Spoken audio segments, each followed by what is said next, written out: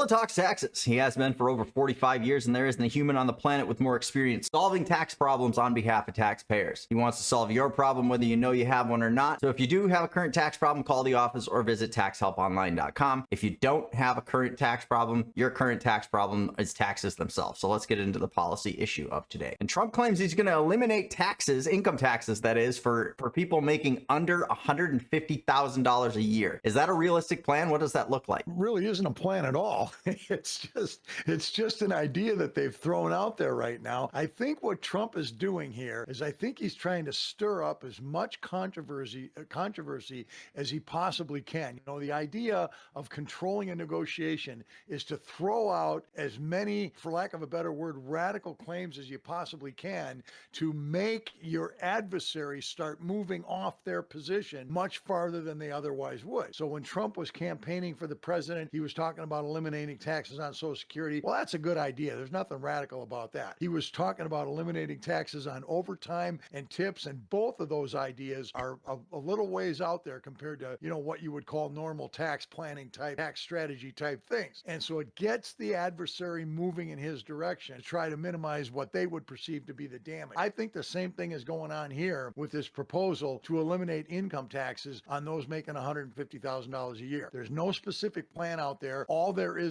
an allegation by Trump that this would be a good idea. So you're saying he's using the negotiation tactic of overblowing his position in order to get, you know, them to start walking back towards where he actually wants to be in the long run. That is historically one of some of the things that he's done with his different negotiation tactics. So that does sound about right. He uses that strategy all the time. It's called radicalizing the debate. When you radicalize the debate and you move the baseline so far one way or the other, in this case so far to the right, that it causes your adversary to naturally come closer to the position that you would be comfortable with as a means, and they do this as a means of trying to avoid the radical alternative. The left has been doing this for years, Josh. I mean, we've seen this with the Marxists going on all the time. They have been using this to their advantage. As a matter of fact, I spoke in the year 2000, I'm talking about 25 years ago, I spoke to a convention of Minnesota state Republicans at that time. That convention led to the election of Tim Pawlenty as the governor of the state of Minnesota. He served 2 terms. But we both spoke at that convention. And at that convention, I talked about the need of radicalizing the debate in Minnesota on the side of the right. And so we talked about abolishing Minnesota income taxes at that time.